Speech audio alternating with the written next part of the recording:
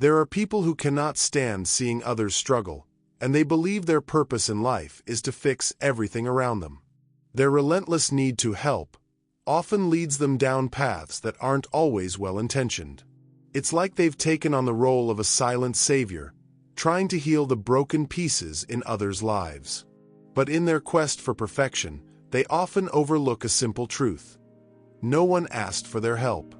Are they truly fixing others, or is it a reflection of their own need for control?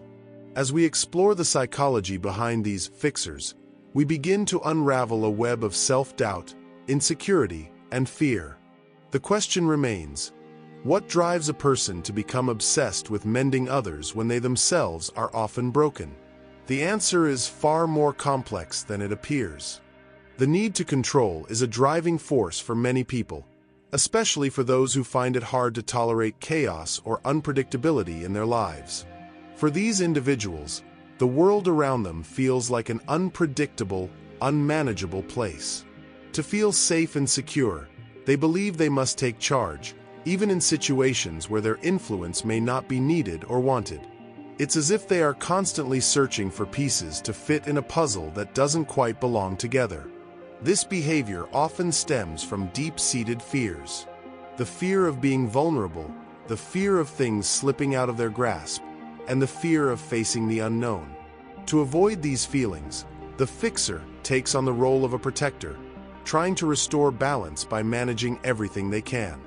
They offer solutions to problems that others might not see as problems, and in doing so, they assume a position of authority or responsibility over others' lives. But in their quest for control, these individuals often overlook a key truth. Not every situation can or should be fixed. People have their own journeys, their own struggles, and their own processes. By trying to intervene constantly, the fixer may not be solving anything at all. Instead, they are reinforcing their own need to dominate and manage, even when it is unnecessary or even harmful. The need to control also has a subtle, yet powerful effect on the fixer's relationships. While they may believe their actions are for the benefit of others, the people around them can begin to feel overwhelmed or even stifled. The fixer's actions may inadvertently send the message that they don't trust others to handle their own issues, which only deepens the fixer's sense of insecurity. In this cycle, control becomes less about care and more about the fixer's attempt to fill their own emotional gaps. At the core of the need to control is often an underlying insecurity. For those who constantly try to fix others, their actions are not just about helping. They are driven by a deep-seated fear that they are not enough on their own. These individuals tie their sense of self-worth to their ability to solve problems and manage other people's lives. In their minds, if they can fix someone or improve a situation, they prove to themselves and others that they are competent, valuable, and worthy of love and attention. Insecurity manifests in many forms, often originating from childhood experiences or past failures.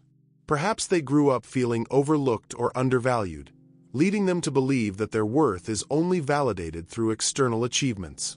By helping others, they seek to fill the void created by their own feelings of inadequacy. It's a constant, underlying belief that they are only as good as their ability to fix things, to make them right, to be the one who can solve the problem. This can create a cycle of overcompensation, where the individual overextends themselves in an attempt to prove their value. Every time they intervene to fix someone else, they may feel a temporary sense of accomplishment, but it doesn't last. The sense of worth they seek remains fleeting, as it is based on external validation rather than an internal sense of self-assurance. The more they try to fix, the more they reveal their own inner uncertainty. They are often so focused on helping others that they neglect their own needs and emotional well-being. This insecurity often leads to feelings of exhaustion and frustration. The more they try to fix, the less they feel fixed themselves. The emptiness they experience is not solved by helping others. Instead, it grows, showing them that true fulfillment comes not from control, but from self-acceptance.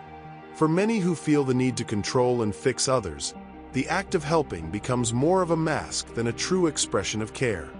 On the surface, their actions appear altruistic, offering advice, stepping in to solve problems, or trying to improve a situation. However, underneath this seemingly selfless behavior is a deeper, often unconscious motivation.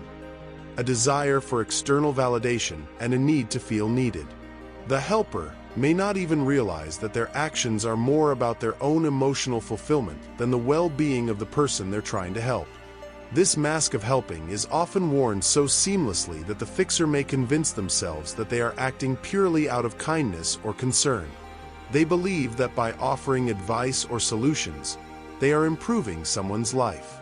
But what's truly happening is that they are attempting to gain a sense of control over the situation and, more importantly, over their own feelings of insecurity.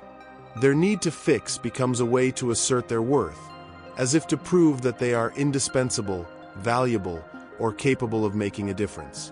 The problem with this dynamic is that it often ignores the autonomy and agency of the person being helped. Many times, the person on the receiving end may not want or need advice, and the fixer's attempts to control the situation can come across as invasive or overbearing. The fixer, meanwhile, may feel frustrated or resentful when their help isn't appreciated or when it doesn't have the desired outcome. This frustration is rooted in the fact that the fixer is not truly helping. They are masking their own emotional needs under the guise of altruism. In the end, the mask of helping creates a disconnect. The fixer may think they are improving the lives of others, but what they are really doing is trying to fill an emotional void within themselves. The act of constantly trying to fix others comes at a significant emotional cost. People who overextend themselves in this way often find that their well-being deteriorates over time. The initial desire to help and control may come from a place of genuine concern, but it quickly transforms into a pattern of exhaustion. The emotional strain of constantly trying to manage other people's problems, often at the expense of their own, can lead to burnout, resentment, and an overwhelming sense of depletion. Overextending in this way means that the fixer invests significant amounts of energy into the lives of others, trying to guide, support, and direct them. But in doing so, they neglect their own needs and emotional health. Their own boundaries become blurred as they give and give without replenishing themselves. Every attempt to help others, especially when it goes unappreciated or leads to little change, drains their energy further. This emotional exhaustion manifests in several ways. The fixer may feel increasingly frustrated by their lack of control or feel like their efforts are futile when they don't see immediate results. They might begin to feel resentful, not because they don't want to help, but because they start to realize that their efforts are not being acknowledged, or worse, that the people they are trying to help are not interested in changing. This can lead to feelings of isolation, as the fixer becomes consumed by their role as a helper but is left feeling unappreciated and unsupported in return. The strain of overextending can also damage relationships. While the fixer may think they are helping, their constant interventions can feel suffocating to others. People may begin to withdraw, not because they don't appreciate the help, but because they feel pressured or controlled. The fixer's own emotional toll becomes visible through exhaustion, irritability, and a growing sense of frustration that not only impacts their mental health but also drives a wedge between them and the people they are trying so desperately to help. The unseen cost of constantly trying to fix others is one that is often overlooked by the fixer themselves.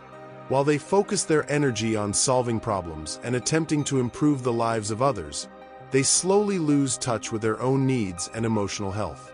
In the process of overextending themselves, the fixer neglects their own personal growth, well-being, and self-care, creating a profound disconnect within themselves. This focus on others, rather than on their own lives, leads to a gradual erosion of their own identity and emotional stability. The fixation on fixing others becomes a form of emotional escapism. Instead of confronting their own inner struggles, the fixer pours their energy into someone else's problems, distracting themselves from their own pain, insecurity, or dissatisfaction. This can lead to a sense of self-forgetting, where the fixer begins to lose sight of their own aspirations, desires, and emotions. The act of fixing others, in a way, becomes a form of self-denial, as they push aside their own needs to focus on those around them. Moreover, this relentless drive to fix others can lead to feelings of isolation and loneliness. The fixer, in their constant role of the helper, can start to feel disconnected from others, even when surrounded by people. Their relationships become unbalanced, as they are constantly in the position of giving, but rarely receiving. This imbalance fosters a sense of unfulfillment, as the fixer realizes that their emotional needs are not being met, nor are their struggles being acknowledged. They are so focused on others' issues that they fail to address their own. The ultimate realization is that the act of fixing others doesn't provide the sense of fulfillment the fixer seeks. Instead, it amplifies their own emptiness, showing them that true healing and satisfaction come from within, not from constantly tending to the problems of others. The cost of fixing others is often the emotional and mental toll it takes on the fixer themselves.